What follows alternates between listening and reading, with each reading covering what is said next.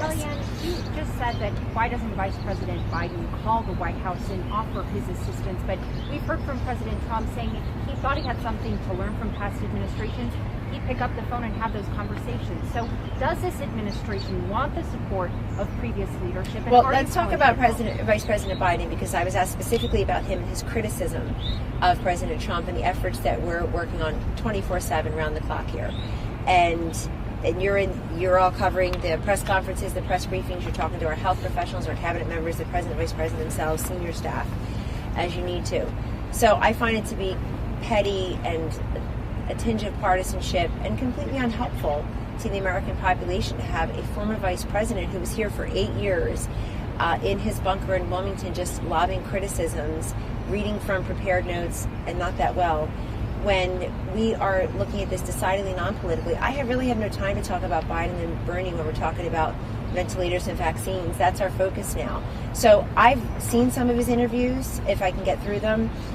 Painful to watch. I try to read them instead.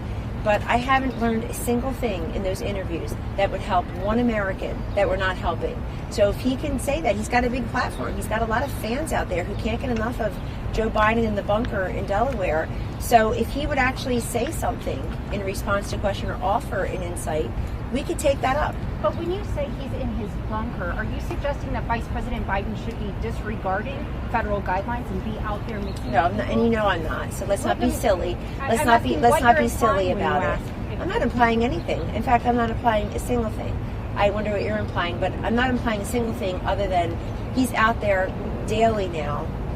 I don't know who gave him that advice, but he's out there daily, maybe some of the Bloomberg consultants, and he's saying things that are critical and often inaccurate and false instead of trying to be helpful. If he wishes to be helpful, he can be helpful.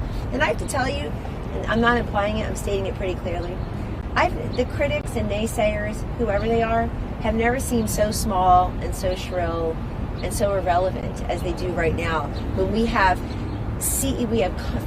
dozens and dozens of companies helping. We have Democratic female leaders on these governors' calls thanking the president, vice president, and saying we've had great collaboration and coordination with your task force, with FEMA, and with the government. And here's the specific ask that we need now. Could you help us? We've had person after person coming forward. We've had bipartisan, bicameral legislation come to the president's desk several times now that he has signed immediately to give relief to individuals and industries that are in specific distress, which is most of America, not all of America. And so I think that critics have never seemed so irrelevant and so small.